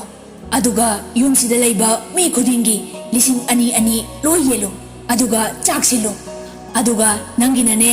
ꯑꯩꯒꯤ ꯎꯄꯨꯗꯨꯗ ꯂꯤꯛꯆꯥꯎ ꯑꯃ ꯌꯥꯎꯕꯅꯤ ꯑꯗꯨ ꯅꯪꯒꯤ ꯑꯣꯏꯌꯨ ꯏꯕꯣꯍꯜꯅ ꯀꯀꯥ ꯅꯆꯥꯒꯤꯗꯤ ꯌꯥꯏꯁ꯭ꯀꯨꯜ ꯂꯥꯛꯄꯅ ꯊꯠꯂꯛꯏ ꯍꯥꯏ ꯑꯩꯒꯤ ꯆꯤꯟꯊꯛꯇ ꯈꯨꯝꯃꯨꯅꯦ ꯁꯛꯇꯥ ꯊꯤ ꯅꯪꯕꯣ ꯑꯩꯅ ꯇꯧ ꯍꯥꯏꯔꯤꯗꯨ ꯇꯧ ꯉꯁꯤꯗꯤ ꯑꯩ ꯍꯥꯏꯅꯤꯡꯉꯥꯏ ꯂꯩꯇꯅ ꯅꯨꯡꯉꯥꯏꯔꯦꯍꯦ ꯏꯕꯣꯍꯜꯗꯨ ꯅꯣꯛꯂꯒ ꯃꯈꯨꯔꯥ ꯏꯕꯨꯡꯉꯣꯅ ꯍꯥꯏꯔꯤꯕꯗꯨ ꯄꯨꯝꯅꯃꯛ ꯇꯧꯈ꯭ꯔꯦ ꯁꯣꯝꯗꯁꯨ ꯌꯥꯏꯃꯔꯟꯅ ꯄꯥꯎ ꯄꯤꯔꯛꯇꯨꯅ ꯌꯥꯏꯐꯗꯨ ꯇꯥꯔꯦ ꯃꯍꯥꯛ ꯆꯠꯀꯦ ꯈꯟꯕꯅꯤ ꯍꯣꯁꯄꯤꯇꯥꯜꯗ ꯑꯗꯨꯕꯨ ꯃꯃꯥ ꯏꯕꯦꯝꯃ ꯊꯥꯗꯣꯛꯀꯅꯨ ꯍꯥꯏꯗꯨꯅ ꯌꯥꯏꯃꯔꯟꯅ ꯍꯥꯏꯕꯗꯒꯤ ꯄꯥꯎ ꯑꯣꯏꯅ ꯉꯥꯏꯗꯨꯅ ꯂꯩꯔꯝꯕꯅꯤ ꯃꯃꯥꯒꯤ ꯃꯅꯥꯛꯇ ꯆꯦꯟꯁꯤꯜꯂꯛꯇꯨꯅ ꯍꯥꯏꯔꯔꯦ ꯏꯃꯥ ꯏꯆꯦꯗꯣ ꯑꯉꯥꯡ ꯅꯨꯄꯥ ꯃꯆꯥ ꯑꯃ ꯄꯣꯛꯂꯦ ꯍꯥꯏꯌꯦ ꯁꯅꯥꯔꯩꯗꯨ ꯉꯁꯥꯏꯗꯒꯤ ꯃꯕꯨꯛꯅꯤꯡꯗ ꯏꯁꯣꯔ ꯈꯨꯔꯨꯝꯖꯕꯅꯤ ꯄꯥꯎꯗꯨ ꯇꯥꯕꯗ ꯃꯄꯨ ꯃꯍꯥꯛꯄꯨ ꯍꯟꯅ ꯄꯤꯔꯥꯡꯒ ꯂꯣꯏꯅꯅ ꯊꯥꯒꯠꯆꯔꯛꯏ ꯑꯋꯣꯏꯕ꯭ꯔꯅꯦ ꯅꯥꯎꯕ ꯌꯥꯏꯐꯅ ꯍꯣꯏ ꯃꯤꯃ ꯏꯕꯥꯏꯅ ꯌꯨꯝꯗ ꯄꯨꯊꯔꯛꯄꯒ ꯃꯥ ꯂꯧꯕ ꯂꯥꯛꯀꯦ ꯍꯥꯏꯌꯦ ꯍꯧꯖꯤꯛꯇꯤ ꯏꯃꯥ ꯄꯣꯊꯥꯔꯣ ꯍꯥꯏꯌꯦ ꯁꯅꯥꯔꯩꯅ ꯍꯣꯏꯅꯦ ꯏꯃꯥꯅ ꯃꯔꯣꯟ ꯑꯃ ꯀꯨꯝꯂꯩꯅꯥ ꯑꯣꯏꯕꯅꯦ ꯏꯁ ꯐꯔꯦ ꯌꯥꯏꯐꯗꯨ ꯅꯣꯛꯏ ꯑꯗꯨꯒ ꯍꯥꯏꯔꯛꯏ ꯑꯩ ꯇꯥꯃꯣꯗꯁꯨ ꯄꯥꯎ ꯑꯝꯇ ꯍꯥꯏꯈꯤꯒꯦ ꯁꯅꯥꯔꯩꯅ ꯍꯥꯏꯌꯨ ꯌꯥꯏꯐꯗꯨ ꯑꯃꯨꯛꯀꯁꯨ ꯅꯣꯛꯂꯛꯏ ꯁꯣꯝꯗ ꯌꯥꯏꯃꯔꯟꯗꯨ ꯑꯉꯥꯡꯒ ꯃꯃꯥꯒ ꯎꯅꯕ ꯌꯥꯔꯦ ꯆꯪꯉꯛꯄꯗ ꯑꯉꯥꯡꯗꯨ ꯉꯧꯔꯣꯛ ꯉꯧꯔꯒ ꯂꯩꯔꯝꯕꯗꯨꯗ ꯅꯣꯛꯂꯛꯏ ꯑꯗꯨꯒ ꯈꯨꯅꯥꯎꯕꯤꯗꯨꯅ ꯑꯉꯥꯡꯗꯨꯒꯤ ꯃꯃꯥꯏꯗ ꯇꯞꯅ ꯅꯥꯜꯂꯤ ꯃꯤ ꯑꯃꯁꯨ ꯂꯩꯔꯝꯃꯤ ꯑꯗꯨꯕꯨ ꯗꯨꯀꯥꯟꯗꯒꯤ ꯀꯩꯅꯣꯝꯃ ꯂꯧꯔꯨꯒꯗꯕ ꯂꯩ ꯉꯥꯏꯍꯥꯛꯇ ꯂꯩꯔꯝꯃꯨ ꯍꯥꯏꯗꯨꯅ ꯊꯣꯛꯈ꯭ꯔꯦ ꯃꯤ ꯑꯃ ꯊꯣꯛꯈꯤꯕꯒ ꯌꯥꯏꯃꯔꯟꯗꯨ ꯂꯩꯁꯅꯥꯗ ꯌꯦꯡꯂꯒ ꯅꯣꯛꯂꯛꯏ ꯋꯥꯕ꯭ꯔꯥ ꯅꯁꯥꯗꯣ ꯅꯨꯡꯉꯥꯏꯇꯕ ꯑꯝꯇ ꯌꯥꯎꯗ꯭ꯔꯕ ꯅꯠꯇ꯭ꯔꯥ ꯂꯩꯁꯅꯥꯅ ꯋꯥꯗꯤ ꯉꯥꯡꯗꯅ ꯀꯦꯔꯛꯏ ꯑꯗꯨꯕꯨ ꯑꯅꯤꯗꯨ ꯀꯦꯅꯕ ꯅꯪꯗ꯭ꯔꯦ ꯑꯉꯥꯡꯗꯨ ꯀꯞꯂꯛꯂꯦ ꯌꯥꯏꯃꯔꯟꯅ ꯑꯉꯥꯡꯗꯨ ꯄꯝꯈꯠꯈ꯭ꯔꯦ ꯂꯩꯁꯅꯥꯅ ꯇꯞꯅ ꯍꯥꯏꯔꯛꯏ ꯌꯨꯝꯗ ꯀꯔꯝ ꯀꯥꯟꯗ ꯆꯠꯄ ꯌꯥꯒꯅꯤ ꯌꯨꯝꯗ ꯑꯣꯏꯔꯗꯤ ꯌꯥꯏꯐꯒ ꯏꯃꯥꯒꯁꯨ ꯂꯥꯛꯅꯕ ꯌꯥꯏꯃꯔꯟꯅ ꯑꯉꯥꯡꯗꯨ ꯄꯝꯂꯒ ꯂꯩꯁꯅꯥꯒꯤ ꯅꯥꯛꯇ ꯇꯞꯅ ꯐꯝꯊꯔꯛꯂꯒ ꯍꯥꯏꯔꯛꯏ ꯆꯠꯂꯗꯧꯅꯦ ꯊꯦꯕꯣꯗ ꯀꯔꯝ ꯀꯥꯟꯗ ꯄꯨꯊꯕ ꯌꯥꯗꯣꯏꯅꯣ ꯍꯪꯍꯟꯈ꯭ꯔꯕꯅꯦ ꯑꯩꯅ ꯂꯩꯁꯅꯥꯅ ꯇꯞꯅ ꯈꯨꯝꯂꯛꯏ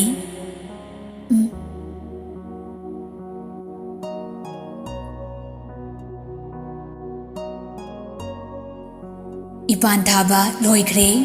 ꯃꯄꯨ ꯃꯕꯦꯟ ꯑꯅꯤꯅ ꯁꯤꯟꯗꯨꯅ ꯅꯧꯅ ꯇꯥꯏꯕꯪꯗ ꯈꯣꯡꯗꯥꯔꯛꯂꯤꯕ ꯃꯁꯨꯗꯨꯒꯤꯗꯃꯛ ꯇꯥꯏꯕꯪ ꯃꯄꯨꯗ ꯇꯦꯛꯇ ꯀꯥꯏꯗꯕ ꯄꯨꯟꯁꯤ ꯅꯨꯡꯁꯥꯡꯕ ꯑꯍꯜ ꯂꯃꯟ ꯂꯥꯏ ꯒꯨꯔꯨꯁꯤꯡꯒꯤ ꯁꯦꯕꯥ ꯀꯥꯏꯗꯅ ꯇꯧꯕ ꯉꯝꯅꯕꯒꯤꯗꯃꯛ ꯈꯨꯕꯥꯛ ꯆꯥꯡꯖꯧ ꯇꯔꯥ ꯂꯣꯟꯅꯗꯨꯅ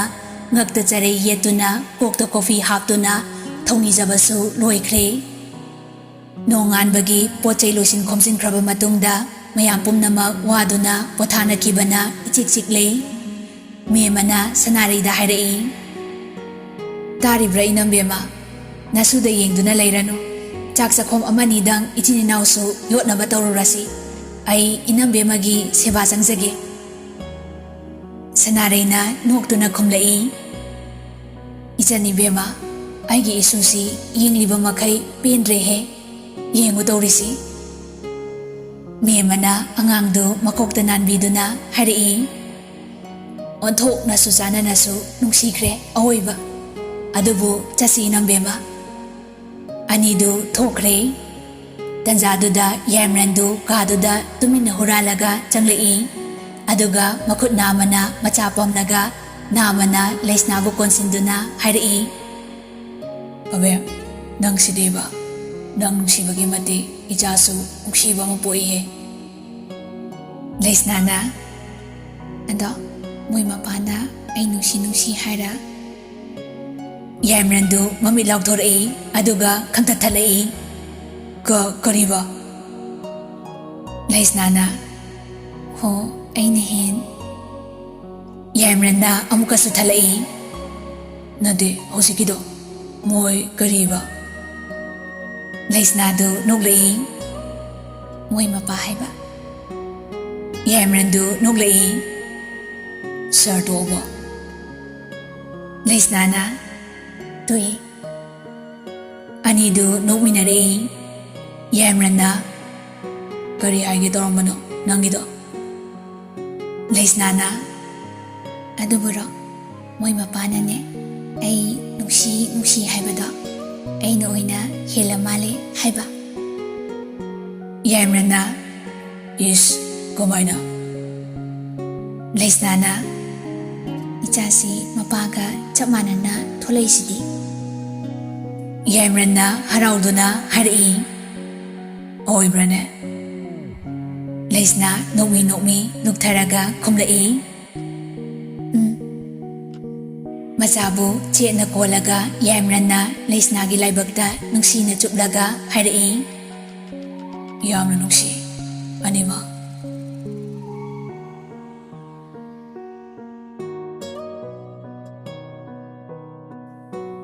ꯆꯍꯤ 3 ꯍꯧꯈ꯭ꯔꯦ ꯔꯥꯀꯦꯁ ꯉꯥꯗꯨ ꯂꯩꯔꯨꯔꯣꯅꯦ ꯅꯣꯏꯕꯣ ꯋꯥ ꯑꯃꯇꯪ ꯍꯥꯏꯕꯗ ꯐꯠ ꯇꯧꯅꯕ ꯇꯧꯗꯦ ꯀꯔꯤꯅꯣꯅꯦ ꯊꯕꯛ ꯃꯌꯥꯝꯕꯨ ꯂꯣꯏꯁꯤꯟꯒꯗ꯭ꯔꯥ ꯅꯣꯏꯕꯨ ꯑꯃꯨꯛ ꯂꯥꯎꯅꯒꯗ꯭ꯔꯥ ꯑꯩ ꯉꯝꯗ꯭ꯔꯦꯅꯦ ꯅꯣꯏꯕꯣ ꯂꯩꯁꯅꯥꯅ ꯂꯥꯎꯔꯛꯄꯅꯤ ꯔꯥꯀꯦꯁ ꯆꯍꯤ 2ꯒꯤ ꯃꯃꯥꯡꯗ ꯂꯥꯛꯄ ꯑꯅꯧꯕꯅꯤ ꯇꯞꯅ ꯇꯥ ꯈꯣꯝꯖꯔꯛꯏ ꯍꯣꯏ ꯏꯇꯩꯃꯦꯝꯃ ꯑꯩ ꯆꯠꯆꯔꯨꯔꯒꯦ ꯂꯩꯁꯅꯥꯅ ꯃꯅꯥ ꯃꯁꯤꯡ ꯑꯩꯅ ꯂꯤꯁꯇ ꯁꯦꯝꯈꯤꯕꯗꯨ ꯑꯗꯨ ꯂꯣꯏ ꯁꯨꯒꯗꯕꯅꯤ ꯑꯉꯟꯕꯗ ꯆꯠꯇ꯭ꯔꯗꯤ ꯐꯖꯕ ꯐꯪꯗꯕꯅꯤꯅꯦ ꯑꯁꯣꯝꯗ ꯑꯃꯨꯛ ꯑꯣꯟꯁꯤꯟꯈ꯭ꯔꯦ ꯑꯁꯣꯛ ꯅꯣꯏ ꯁꯔꯗꯨ ꯍꯧꯒꯠꯇ꯭ꯔꯤꯕꯣ ꯑꯁꯣꯛꯅ 이때매마 ꯍꯧꯒꯠꯈ꯭ꯔꯕꯅꯤ ꯃꯇꯣꯝꯇ ꯑꯃꯨꯛ ꯃꯨꯔꯨꯝ ꯁꯣꯜꯂꯛꯏ ꯀꯔꯤꯅꯣ ꯈꯪꯗꯦ ꯍꯧꯒꯠꯄꯒꯤꯁꯨ ꯉꯥꯡꯅꯅꯤ ꯆꯥꯕꯒꯤꯁꯨ ꯊꯛꯄꯒꯤꯁꯨ ꯊꯕꯛꯀꯤꯁꯨ ꯏꯆꯥꯅꯤ ꯂꯩꯕꯗꯣ ꯉꯥꯏꯔꯦ ꯑꯣꯏꯕ ꯍꯧꯖꯤꯛꯅ ꯐꯖꯅꯕ ꯑꯃꯨꯛ ꯍꯣꯠꯅꯔꯝꯈꯤꯅꯤ ꯄꯦꯟꯖꯔꯦ ꯑꯌꯨꯛ ꯉꯟꯇꯥꯗꯨꯗ ꯂꯩꯁꯅꯥꯗꯨ ꯃꯁꯝ ꯑꯁꯥꯡꯕ ꯑꯌꯥꯝꯕꯗꯨ ꯑꯎꯟ ꯁꯝꯕꯣꯜ ꯄꯨꯜꯂꯒ ꯁꯨꯃꯥꯡꯗꯨꯗ ꯄꯨꯡꯅꯥꯡ ꯍꯦꯛ ꯂꯥꯡꯉꯤ ꯃꯀꯨ ꯏꯕꯨꯡꯉꯣꯗꯨꯁꯨ ꯅꯣꯡ ꯍꯦꯛ ꯉꯥꯟꯕꯒ ꯃꯁꯨ ꯅꯨꯄꯥ ꯌꯥꯉꯥꯟꯕꯕꯨ ꯀꯧꯔꯛꯏ ꯍꯥꯏ ꯍꯧꯒꯠꯇ꯭ꯔꯤꯕ ꯅꯪꯕꯣ ꯄꯨꯄꯨꯒꯤ ꯃꯄꯨꯝ ꯁꯅꯥ ꯅꯪꯕꯣ ꯇꯥꯕ꯭ꯔꯣ ꯅꯪꯕꯣ ꯃꯄꯥꯒ ꯆꯞ ꯃꯥꯟꯅꯕ ꯌꯥꯉꯥꯟꯕꯗꯨ ꯑꯦꯂꯥꯔꯝ ꯃꯋꯥ ꯂꯧꯗꯦ ꯑꯇꯣꯞꯄꯅ ꯍꯧꯗꯣꯛꯄꯁꯨ ꯀꯌꯥ ꯌꯥꯗꯦ ꯑꯗꯨꯕꯨ ꯃꯄꯨꯒꯤ ꯈꯣꯟꯖꯦꯜ ꯍꯦꯛ ꯇꯥꯕꯒ ꯍꯩꯅꯕꯤ ꯑꯃ ꯑꯣꯏꯅ ꯐꯃꯨꯡꯗꯩ ꯐꯟ ꯆꯣꯡꯊꯩ ꯃꯄꯨꯅ ꯃꯍꯥꯛꯄꯨ ꯅꯨꯡꯇꯤꯒꯤ ꯄꯨꯡ 5:30ꯗ ꯍꯦꯛ ꯀꯧꯔꯛꯀꯅꯤ ꯑꯗꯨꯗꯒꯤ ꯊꯣꯡꯁꯤꯟꯗ ꯈꯪꯆꯦꯟ ꯆꯦꯟꯊꯣꯔꯛꯂꯒ ꯂꯥꯎꯔꯝꯒꯅꯤ ꯄꯨꯄꯨ ꯂꯥꯛꯑꯒꯦ ꯍꯦꯛ ꯍꯥꯏꯔꯝꯂꯒ ꯕꯥꯊꯔꯨꯝꯗ ꯗꯥꯏꯔꯦꯛ ꯆꯦꯟꯁꯤꯜꯂꯒ ꯃꯄꯥꯅ ꯃꯥꯒꯤ ꯅꯦꯝꯅ ꯕ꯭ꯔꯁ ꯃꯆꯥ ꯑꯊꯝꯕꯗꯨꯗꯩ ꯑꯃ ꯇꯥꯞ ꯄꯥꯏꯔꯒ ꯇꯨꯠꯄꯦꯁ ꯁꯠ ꯍꯥꯞꯂꯒ ꯃꯆꯤꯟ ꯁꯦꯡꯕ ꯍꯦꯛ ꯇꯥꯍꯧꯏ ꯑꯗꯨꯒ ꯄꯤꯛꯄꯒꯤ ꯂꯥꯝꯕ ꯐꯪꯗꯕꯅ ꯃꯥꯒꯤ ꯃꯃꯥꯅ ꯃꯥꯒꯤ ꯕꯛꯀꯦꯠ ꯃꯆꯥꯗ ꯏꯁꯤꯡ ꯂꯨꯝꯕꯨ ꯁꯥꯕꯗꯨ ꯍꯥꯞꯇꯨꯅ ꯊꯝꯕꯗꯨꯅ ꯃꯆꯤꯟ ꯇꯦꯡꯒꯅꯤ ꯂꯩꯁꯅꯥꯅ ꯍꯥꯟꯅ ꯃꯆꯥꯒꯤ ꯃꯑꯣꯡ ꯈꯪꯕꯅ ising lumbu sabadu tap amada haidoklaga thamamgani madu yanganbana ipik hepikei brush tawba loiraga ising manungduda phanchong silaga makhut machaduna sapon noiraga bucket machadai ising duna satsa chaithani angang oibana phajana singna lujabadi haite phajana singna lujabadi mamana horen nungthil school halakpa natraga school chalamdaida amuk lujagani angang si ngangna sakna kaya yade mapana tawbadu pura khoklabani iru nongmada mari mangarak luzai amuk khaktani mamana lujagadaba ataidi masana ngaktani iru zabaloirakpada khangrau masadu lauthoklamlaga tapta langsili aduga mamana magi thamnamba tawal machadu haiboi haitaboy yeplaga tholaklaga kada mamana magi ayuk setnaba thamnamba mapi maroldu phasana setlaga mapugi manakta chenkhre yengan bana pupu yeskul lakbana masu he ubaga maitho maka lamna noklaga khumlakani haune maroldu kaya susadrabasu angang oibagi khonjel piklaga lali tauna harai pupu brush tawdriba khoi papadi masak phajabi toromni mana masak phajabi haribadu yamrangi saban sembagi workout tawbaduni yeskul lakba noglai yengan bana chenkhraga mama bu gaurai mama leisnadu taraduna lai kidoragine yengan bana pupugi brush tohondinoi leisnadu noglai yeskul lakpasu noi yeskul lakbana harai hai nang mama thabak silamgani ne ibema atopa angang lehaudrabara leisnana momon noktuna harai baba ai lerisidi thabaka thoina singdeda hairaga makui bungobu brush ta holle mamai mami tathok halle ibol jangpadu ubada leisnadu makok khumlaga thaidoi yengan bana ipikpikhei yam ahallaman dauna makhut machadu pocket to humlaga suptuna leibadu ubada ibolna noklaga harai kaino sarpikdro yam sawu malida ayunganta sida yengan bana machin tumthoktuna harai bacho noi aina hogolakpada pupubu sumangda thamde mamanasu panasu bachongnasu ibolna amukasu noktuna harai hauji ichagi pupusi basawna sumangda puradongni ichabu sumangda hana lerambana pharoidro yengan bana hoi puro adudi bacho ai chatle hairaga chensilaktuna mapugi makhajaida chuplaga harai pupu morning papi hai masidi hairaga mapudu wanta noklai yeskul lakpana amuka harai ibema asibu larika pahalaroidrane leisnana baba ngasidi general holiday su leridudi aduga moi mamu hoisu lakani haibanina ngarang ahing tumamdaide hauna hayeng ayu lairik panadabina yana thokrabani mai marei sidi yeskul lakpaga ibohalgadu amuka hanna noglai yengan badu sumang kumdringai mapagi gym sanapong kaduda changai mabu hek ubada mapana harai Hema, ako'y mapumsana hagoledana. Good morning. Yengan badu suktorai. Yamrandu sanarambaday liplaga machada nokna suglap yenglaga harai. Hais, papagi asoy balayraba malida. Isa si pisum suina. ꯌꯥꯏꯉꯥꯟꯕꯅ ꯄꯥꯗꯤ ꯄꯨꯄꯨꯁꯨ ꯌꯦꯡꯗꯦ ꯁꯤꯗ ꯑꯗꯨꯝ ꯂꯩ ꯌꯥꯏꯃꯔꯟ ꯅꯣꯛꯂꯛꯏ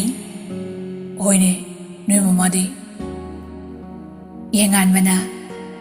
ꯍꯧꯖꯤꯛꯄꯨꯗꯤ ꯃꯃꯥꯒ ꯄꯥꯆꯧꯒꯅ ꯌꯦꯡꯍꯧꯔꯤ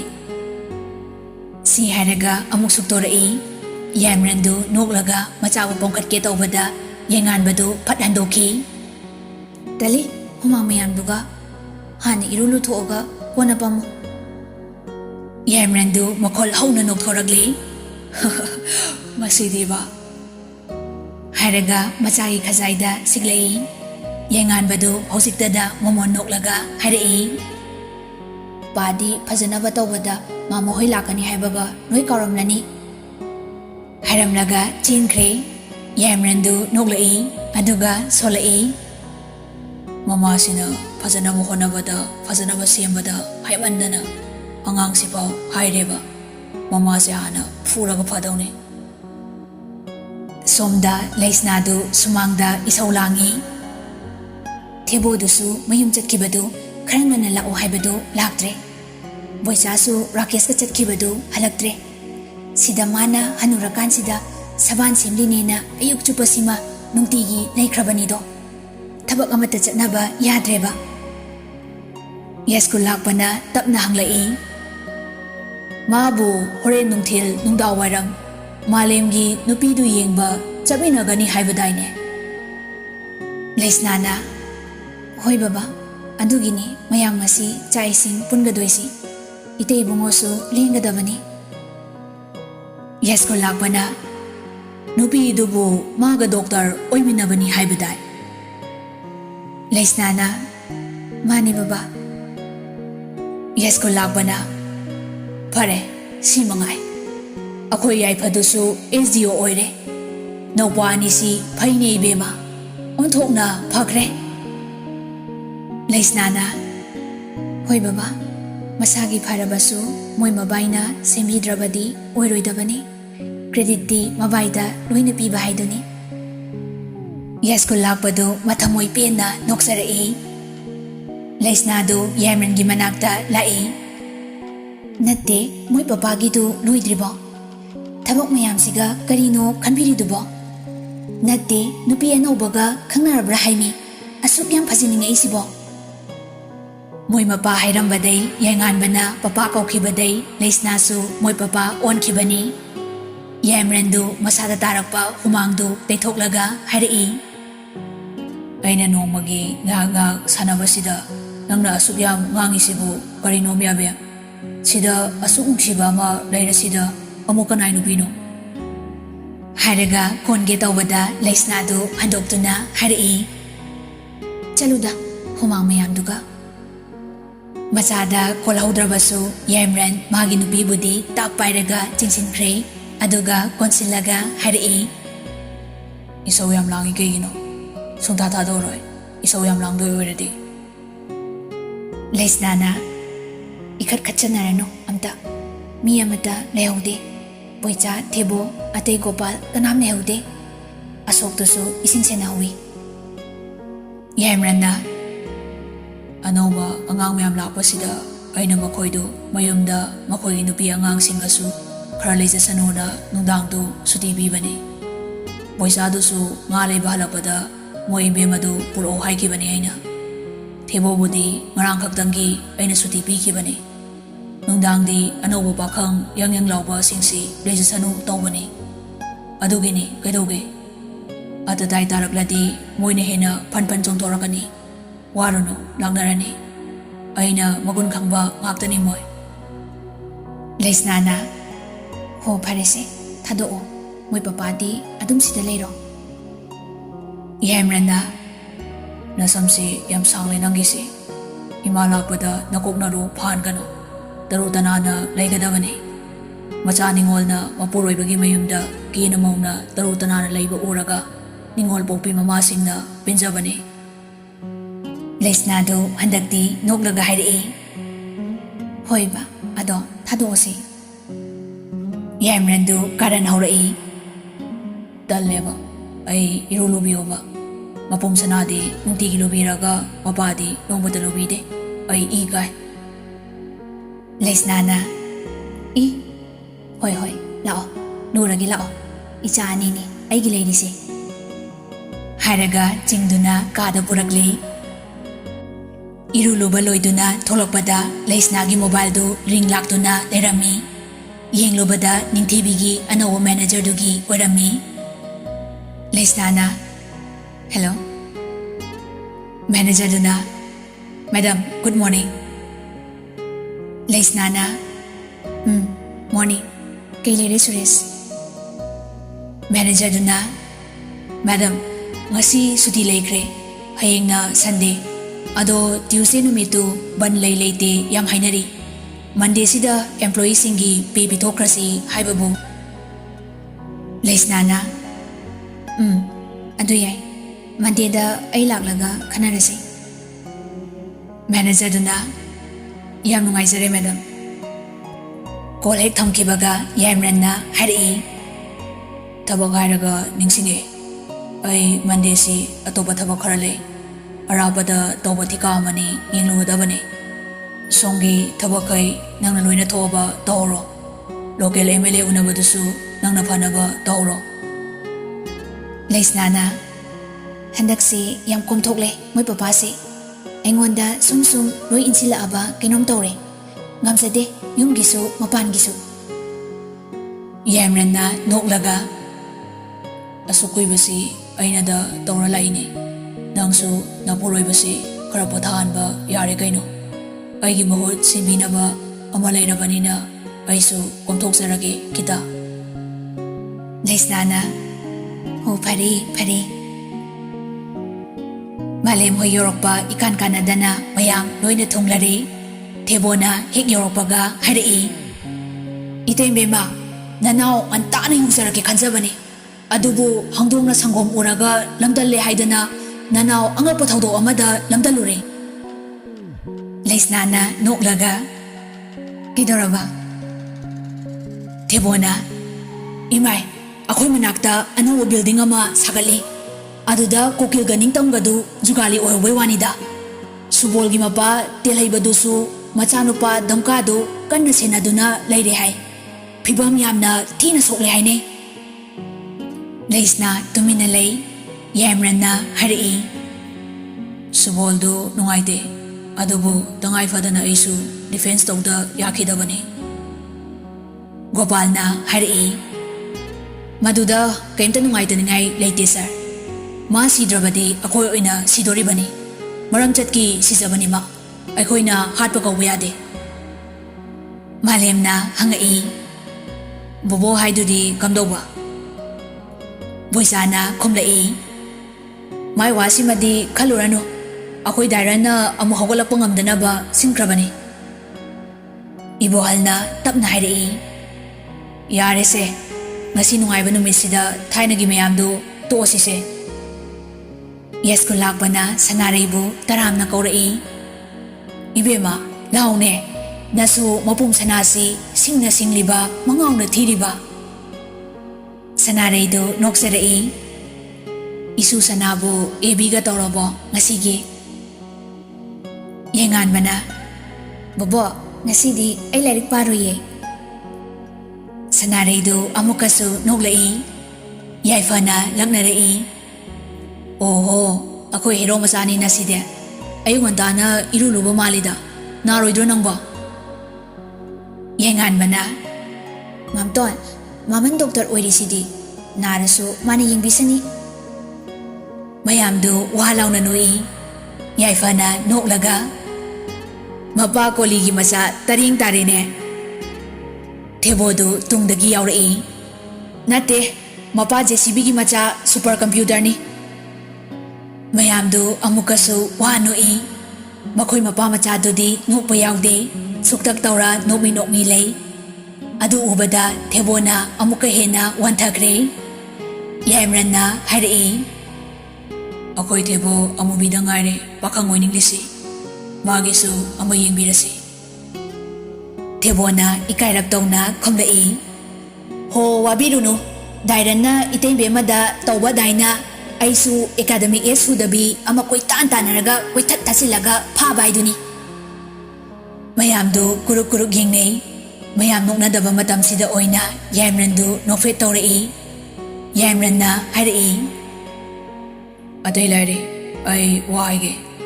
hayengdi noi loinamak napinarol asengba setlaga ibadawda thongnijaba chatkadawne nayumda horen nundang hangadaba mayamsu ayung antana napinarol asengba setlaga yorakadawne babasu chatsi hayengdi aduga imaga malemba yaifabasu yumda loisanduna leibiramo akoina lakpada punna chatminanaba Laisnana boisagi nupida hairei Laoina domcha hoi iche hoina chak semlibasi yinglusi boisagi nupiduna hoi chembema hairaga anidu changminakre asumna mayamdu chak chaminare mi suringaida haiduna family photo amani su thebona kaple chaksa topagi Yaimran thokiba tanja amada thebona Laisnada insilai itembema hayengini ngasisu koiba chatlusi itembema na hairadi dairansu yarakani thebona takmanbaduda Laisnasu hoi haiduna yathokle Yaimranna changlaklaga Laisnada hangai mayam langnarisi kadaida chatbagino abe Laisnana hoi basalusi arapada leiba garden amada hainaribani Yaimranna lumna hairei yaroi hana plan su tawdana kamai chatorige nokoi khudinga aingonda mamal yamma ngaktani ama phawba mangbu yadaba aina haidana nakoina hekta langliba sikarigino khudong thiba thoklabadi kamdawni chatba yade hairamlaga Yaimrandu thokre mayamdu tumin lehore achumbo oibana saurubasu yadre kona Laisnabu kamanungda kausilaga Yaimranna nungsina nanbiraga hairei apangbi nangna yeknaba yamba aigi yeknababu changba ngamdanaba langbangum marol semduna leikraba mirang mahumgumnaba sangsar sida laklabanina aigi mityengi wangmada aigi ayaba yaudana khakna khong thangdoke khangano maduda nangna nakhong thangdoklobada khudong thiba thoklaklabadi maduda mangjagadoribasi nangtabu thawai oina khanjariba aidani aigi icha yainganbagi mamagi mahut taibang pansida sinbinaba amamuk leitre asi hairaga Yaimranna Laisnabu mathanungda chetna konsinkre tanjaduda yainganbasu chensilai Yaimranna machabu pongkhatkhraga mamaga punna chetna amu hanna konsinkre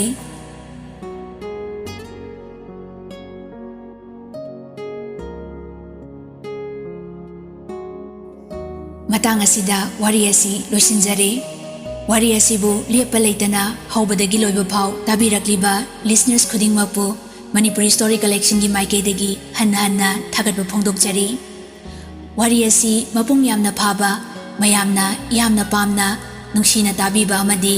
Manipuri Story Collection channel da 50 days sangna hapchabada successful ohenkibasigi credit si ahum thokna pizage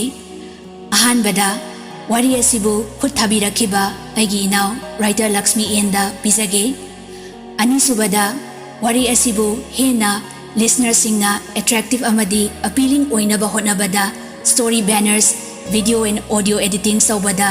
achoba thodang lobiriba Manipuri Story Collection gi admin Arun Samurai da pizage aduga last but not the least the most important ekhoigi channel asibu hek hobadagi support tawbirakliba ekhoigi listener singda ayha credit asi pijage warigi magunna yamna heli aduna narrator ayhakna soikiba lankiba yauragasu mayamna ngakpiyo haizari hayeng break macha ama lawjaraga hangchitagi mayamna yamna khawrangna ngaibiriba chaithengdugi chainakol season 3 soidana mayamgi mafamda khudol tamjaragani season 1 amadi 2 tabidriba singna channel da changlaga adum tabiba yagani. Thank you very much everyone. Keep listening and stay tuned. Good night.